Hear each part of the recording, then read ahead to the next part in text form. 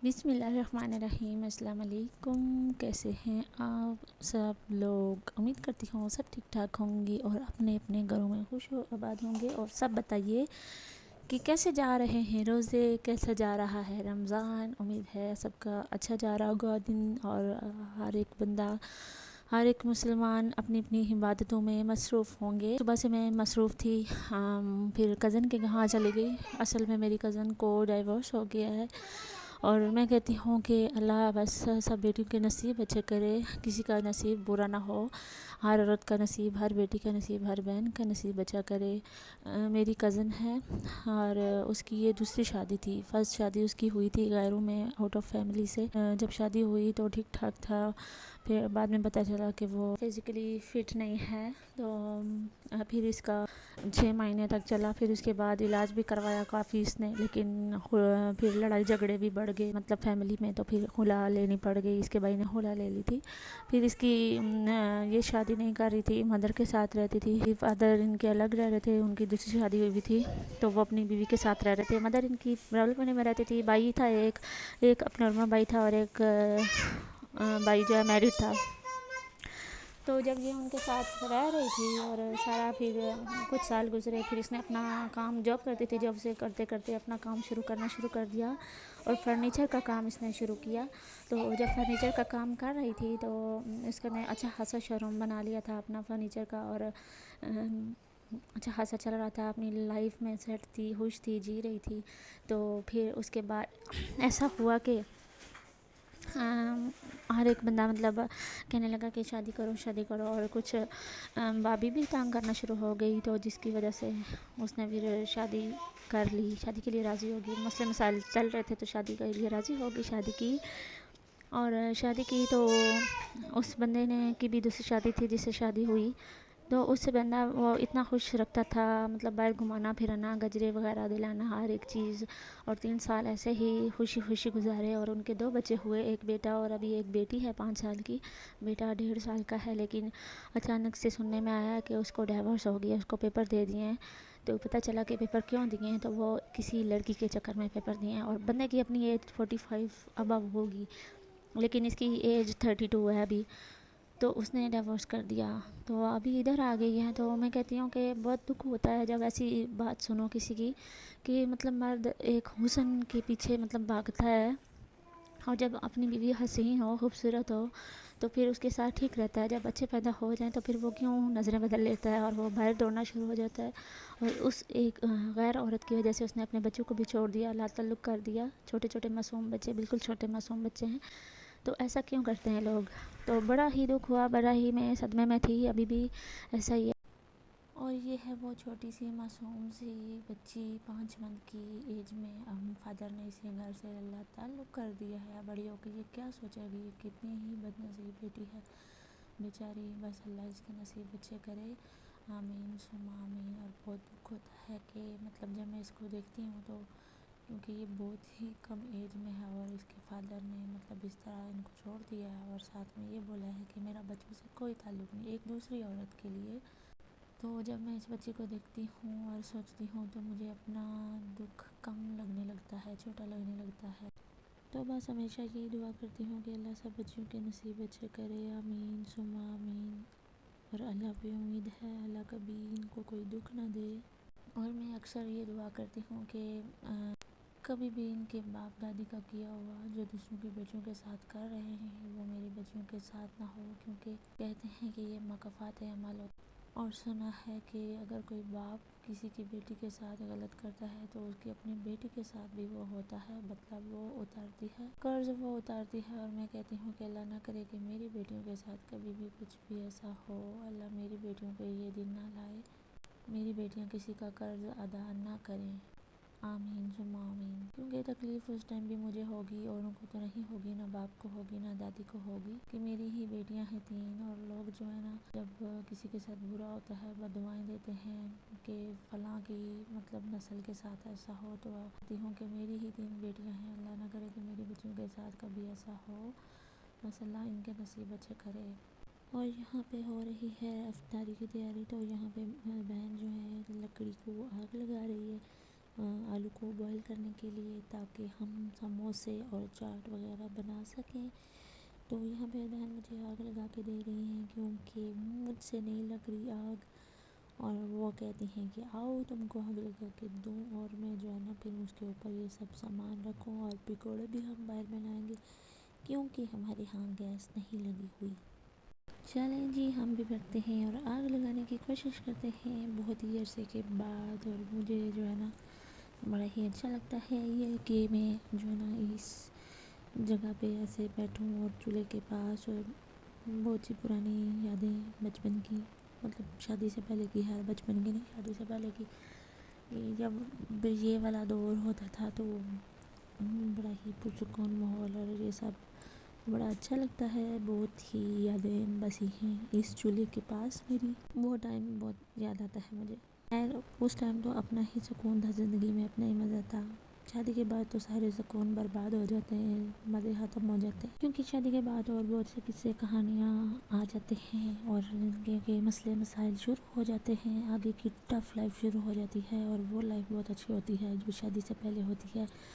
और अक्सर मैं दुआ करती हूँ, अक्सर मैं सोचती हूँ तो कहती हूँ काश अगर हम लौटा सकते तो अपना बचपन ज़रूर लौटा के पीछे वापस ले आते। तो ऐसा नहीं हो सकता, यही रियलिटी है। खैर अल्लाह हम सबको सब्र दे, और अल्लाह जो है ना हमारी मुश्किलें आसान करे। इस मुबारक महीने के सदक़े हमारे जो है ना जो ज़िंदगी में मुश्किलात हैं वो ख़त्म करे और आसानियाँ पैदा करे। अल्लाह हम सबको अपने अपने करम से नवाजे, हम सब पे अल्लाह रहम करे। हम सबको अल्लाह जो है ना बहुत सी जो उलझनों में हम लोग फंसे हैं, जितने भी लोग फंसे हैं, अल्लाह उन सब की वो उलझनें, वो परेशानियाँ, वो तकलीफ़ें दूर फरमाए। आमीन सुम्मा आमीन। दुआ ज़रूर करिएगा या करें, जब आप दुआ करते हैं तो सब के लिए दुआ किया करें। और मैं भी सब लोगों के लिए दुआ करती हूँ, जो लोग मेरी वीडियो को देख रहे हैं, अल्लाह उन सब की मुश्किलें ख़त्म करे, उन सब की ज़िंदगी आसान करे। अल्लाह उन सब के ऊपर से जो अज़ियत है, जो आजमाइशें हैं वो ख़त्म करे, और उनकी ज़िंदगियाँ पुरसुकून बनाए। आमीन सुम्मा आमीन। अभी 2 बजे है तो क्या हुआ, 2 बजे है तो तैयारी करते हैं शुरू। समोसे बना के रखेंगे, क्योंकि बहुत ज़्यादा समोसे बना के रख देंगे, फिर शाम कब होगी? शाम हो जाएगी। क्यों? भूख लगी है अभी। हैं भूख लगी है। आज माया का रोज़ा है, मेरे बच्चे का आज दूसरा रोज़ा है। वैसे तो आज तीसरा रोज़ा है, और मेरी बेटी का आज दूसरा रोज़ा है।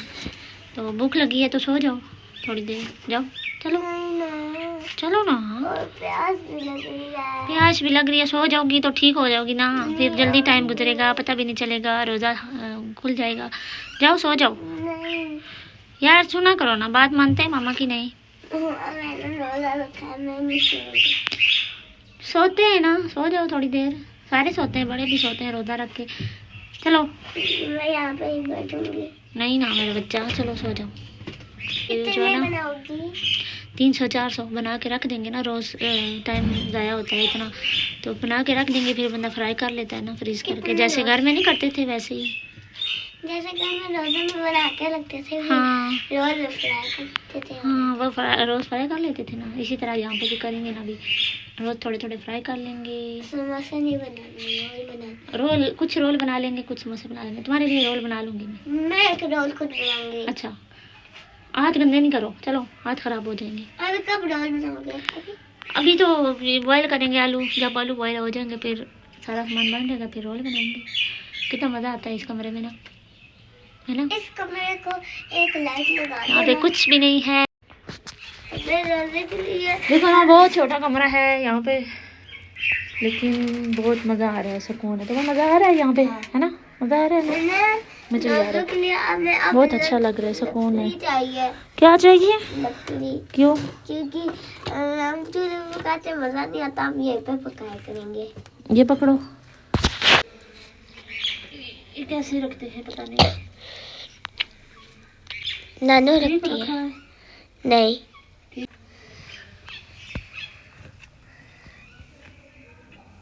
अब ठीक है। हाँ अब ठीक है। ये देखो मेरे हाथ भी काले हो गए।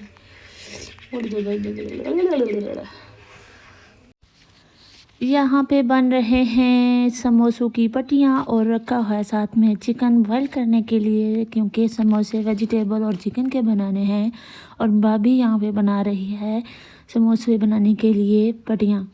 तो देखते हैं ये पट्टियाँ इस टाइप की कैसी बनती हैं, लेकिन एंड फाइनल में आपको दिखा दूँगी एंड पे इनकी लुक कि क्या बना है और क्या नहीं। और फ़िलहाल मैं बना रही हूँ अब्बू के लिए चाय, साथ ही बहन कह रही है कि तुम जाओ बाहर और पकौड़े और चिप्स बना दो।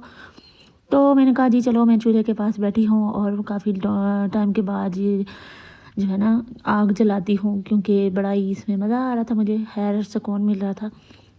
तो यहाँ पे मैं चिप्स डाल रही हूँ और चिप्स में ऐसे बनाती हूँ कि आलू को काट के लंबा लंबा और उनमें से पानी तो निकालना था, लेकिन आज मैंने निकाला नहीं। उसमें थोड़ा सा मैदा, खुश्क वाला मैदा जो है ना डाल के पाउडर, तो उसमें नमक भी ऐड कर दें जितना हस्बे ज़रूरत आप खाते हैं।